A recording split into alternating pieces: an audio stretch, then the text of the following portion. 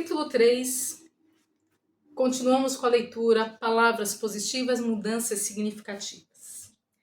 Parte do processo de nos tornarmos pessoas que usam as palavras de modo sensato e que exercem um impacto positivo sobre os outros consiste em procurar não dizer coisas que tenham um efeito contrário.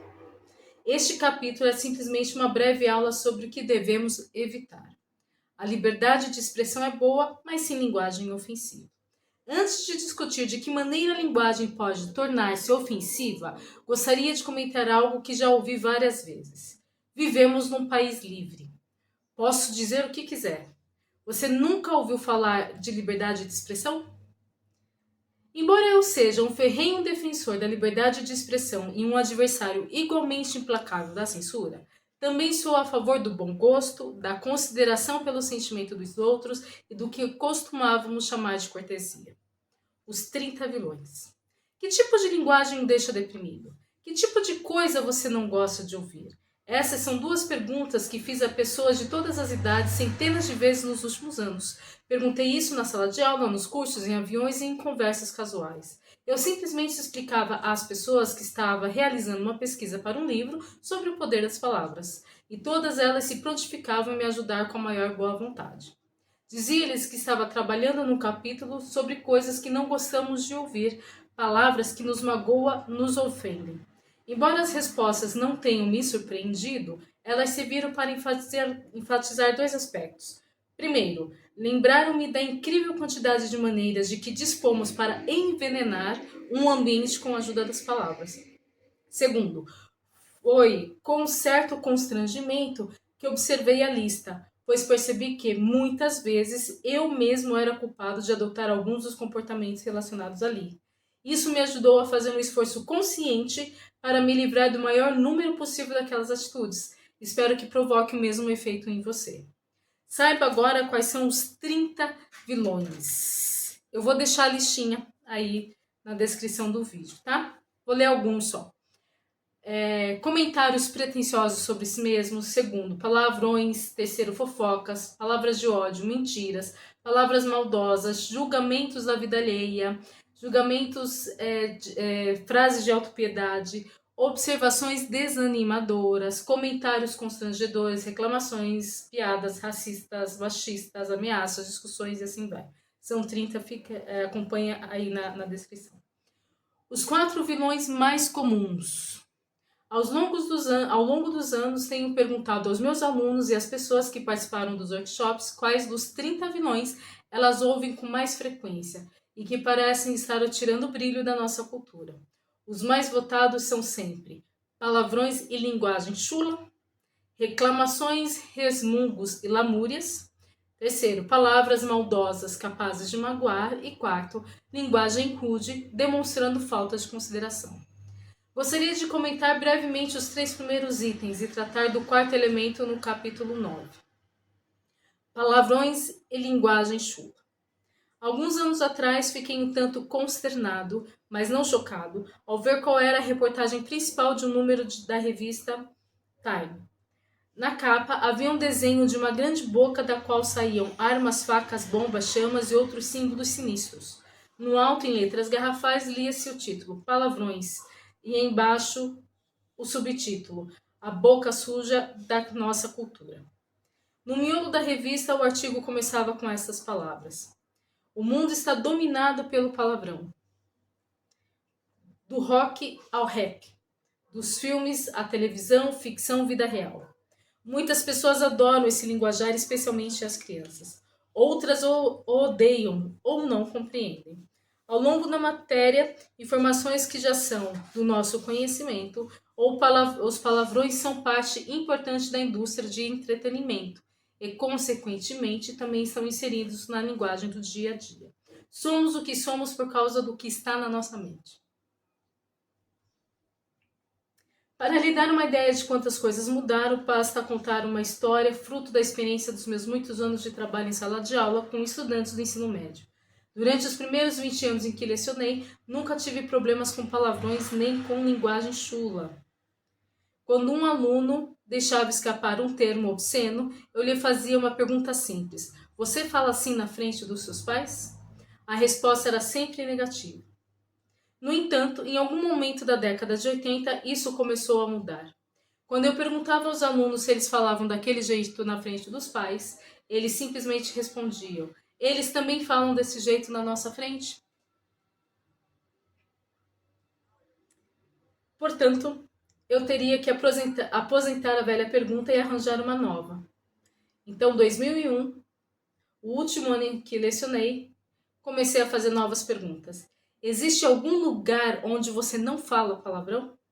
Como no caso de todos eles, havia um lugar onde eles não usavam esse tipo de linguagem, a resposta era sempre positiva. Tudo que eu precisava fazer era avisar. E agora existe mais um lugar na minha sala de aula. Tanto na condição de pai quanto na de professor, sempre procurei ser realista e prático no que diz respeito à linguagem. Não sou nenhum puritano, nem pregador de extrema direita. Não acreditava que fazer sermões sobre os malefícios da linguagem chula tivesse alguma utilidade, mas estava certo de que conseguiria bons resultados transmitindo a eles, meus alunos, noções de decoro, civilidade e cortesia. Fazia aos alunos uma série de perguntas que sempre provocavam reflexões e discussões bastante produtivas. Vocês me veriam da mesma maneira se eu estivesse sempre falando palavrões? Pessoas educadas e cultas falam dessa maneira? Pessoas que ocupam posições importantes e de liderança usam esse tipo de linguagem? E mais uma série de perguntas. O que revelamos sobre nós mesmos quando estamos sempre falando palavrões? Eles compreendiam. O que realmente os ajudava a entender essa questão eram suas próprias respostas à última pergunta. Veja o que os adolescentes afirmavam sobre as pessoas que xingam habitualmente. Estão zangadas, não têm educação, são grosseiras, não mostram consideração, têm um vocabulário limitado, não são criativas, possuem pouca imaginação, não têm competência, têm mentes sujas. Até os alunos que admitiram falar muitos palavrões afirmaram que esse exercício os fez pensar sobre o que estavam demonstrando a respeito de si mesmos. Um número significativo deles concordou que estava xingando em excesso e que isso estava se tornando um mau hábito. Depois, muitos vieram me contar com orgulho que tinham conseguido melhorar o nível da sua linguagem, embora não tivessem parado inteiramente de falar palavrões. Reclamações, resmungos e lamúrias. A maioria das pessoas não faz ideia do quanto se queixa. O motivo disso é que vivemos na cultura da reclamação. Isso está ao nosso redor o tempo todo, porque nos comportamos desse jeito e temos tanto pelo que agradecer. Minha própria teoria é de que quanto mais temos e quanto mais a vida é fácil, mais reclamamos. Consideramos tão naturais tantas das coisas que possuímos que começamos a nos lamuriar assim que algo se torna um pouco menos do que perfeito. Para fazer com que você tenha uma ideia de quanto reclama, vou lhe passar um pequeno exercício que testei pela primeira vez em 1972 com os meus alunos da escola e da faculdade, e que hoje em dia utilizo tanto com adolescentes quanto com os adultos. Numa estimativa conservadora, devo ter feito isso com umas 80 mil pessoas. Chamei essa atividade de desafio em homenagem a Bruce. Ela consiste no seguinte: começando exatamente agora, passe as próximas 24 horas sem reclamar de nada. O que meus alunos disseram quando lhes dei essa tarefa? Reclamaram que era muito difícil. Reclamação, né? Quantas pessoas já conseguiram realizar esse exercício? O espantoso total de 5. Levei 23 anos para encontrar a primeira. Enquanto escrevo essas palavras, estou à procura de outras. Das 5, 4 eram 4 alunos meus do ensino médio e a outra era um adulto. Isso quer dizer que uma em cada 16 mil pessoas a quem passei essa tarefa conseguiu cumpri-la. Tentei chegar a uma porcentagem, mas o número era muito pequeno. Milhares de pessoas recusaram-se até mesmo a tentar. Por quê? Porque é impossível ficar um dia inteiro sem reclamar, muitas disseram. A pergunta que realmente importa é: será que as pessoas que tentaram aprenderam algo de útil? Com certeza sim. Vejo o que ouvi delas em mais de 30 anos. Reclamei já nos primeiros 10 minutos. Não dá para acreditar como é difícil ficar sem reclamar. Não fazia a menor ideia de que reclamava tanto. Todo mundo reclama muito. Reclamo de coisas idiotas. Eu não deveria nem estar reclamando por motivos tão banais. Reclamar é apenas um hábito. Preciso parar de reclamar desse jeito. Vou explicar os motivos que me levaram a imaginar essa tarefa e por que a chamei de desafio em homenagem a Bruce. Bruce foi um colega de turma que tive na Universidade de São Francisco. Até hoje eu considero uma das pessoas mais fantásticas que já conheci. Ainda adolescente, Bruce passou a sofrer de paralisia em decorrência da poliomielite. Quando chegou à Universidade de São Francisco, as únicas partes do corpo que ele conseguia mexer eram as mãos, não os braços, e a cabeça. Dotado de um cérebro privilegiado, Bruce levava no coração uma enorme vontade de viver, e ninguém jamais o ouviu reclamar. Todos nós ficávamos admirados com sua disposição. Certo dia, durante o almoço, perguntei-lhe como conseguia ter uma atitude tão positiva o tempo todo. Sua resposta foi simples, sábia e profunda. Não queria passar o resto da minha vida sentindo pena de mim mesmo nem com raiva. Em vez disso, decidi ser agradecido. Embora eu tenha ficado um pouco constrangido, quis saber por que ele se sentia grato. Bruce disse: uma série de coisas. Deus, minha família, minha religião, meus amigos, universidade, professores, o cérebro que tem uma vida cheia de oportunidades. Recebi uma excelente educação nas salas da aula da Universidade de São Francisco, mas o que obtive com aquela conversa informal durante o almoço foi provavelmente a mais valiosa lição que já aprendi. Bruce seguiu seu caminho, formou-se com louvor e conquistou uma bolsa na Faculdade de Direito. Depois retornou à sua cidade natal, onde deu início a uma bem-sucedida carreira de advogado. Infelizmente, sua vida foi interrompida muito cedo. Ele morreu aos 31 anos. Seu corpo frágil não suportou o esforço. Bruce, no entanto, deixou um precioso legado porque fez um grande bem a todos com quem conviveu. Sempre me lembrarei dele. Em primeiro lugar, porque foi a pessoa mais grata que já conheci. E ele me ensinou a me concentrar no lado bom da vida e a me sentir agradecido por isso. Em segundo lugar, por não ter reclamado de nada durante todos aqueles anos em que estivemos juntos. Você conseguiria fazer isso pelo menos por um dia? Se compreendermos quanto nos sentimos feridos pelas palavras de alguém no passado, as chances de fazermos isso com outra pessoa serão provavelmente menores. Há milhares de anos, Confúcio nos aconselhou a não fazer com os outros o que não gostaríamos que fizessem conosco. Este conselho bastante sábio inclui não causar mágoas por meio de palavras. Será que esse tipo de linguagem usada para ofender é mais comum hoje em dia do que era no passado? As causas apontadas são numerosas. Pesquisas indicam que sim e que muitos sociólogos confirmam isso. Segundo eles, é a mídia ligada ao entretenimento. No final dos anos 1960, os filmes começaram a se tornar mais realistas, com o uso de um linguajar mais grosseiro. Isso parece ter aberto as comportas. O fenômeno acabou alcançando a indústria da televisão, comédias, música popular.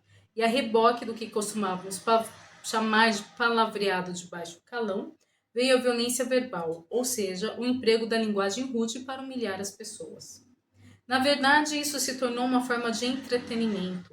Atualmente escutamos esse tipo de coisa quase todas as vezes que ligamos a televisão. Só posso crer que existem pessoas que consideram engraçado agredir verbalmente os outros, magoá-los e menosprezá-los. Outro motivo para a disseminação dessa linguagem cruel é o aumento do nível de estresse. Na sociedade dominada pela tecnologia, em que acumulamos um número cada vez maior de tarefas, milhões de pessoas acabam se privando de coisas como horas de sono, descanso e tempo para a reflexão. São exatamente essas pessoas que parecem estar sempre apressadas, com os nervos à flor da pele e prontas para explodir a qualquer momento. Elas ficam frustradas, irritadas e em seguida começam a lançar fel pela boca. As vítimas são muitas. Ouvimos esse linguajar duro durante todos os dias, nas lojas, trabalho, famílias, escolas, por toda a parte. Infelizmente, a maioria de nós costuma estar na outra ponta da corrente, naquela que é alvo desse tipo de grosseria, que nos machuca muito mais do que paus e pedras. Algumas palavras parecem ter o dom de penetrar na nossa psique. Elas se instalam ali, causam enormes danos e costumam deixar feridas que levam um longo tempo para cicatrizar. Da maneira mais veemente, peço que você aprenda a controlar a sua língua, sobretudo numa situação de grande tensão emocional.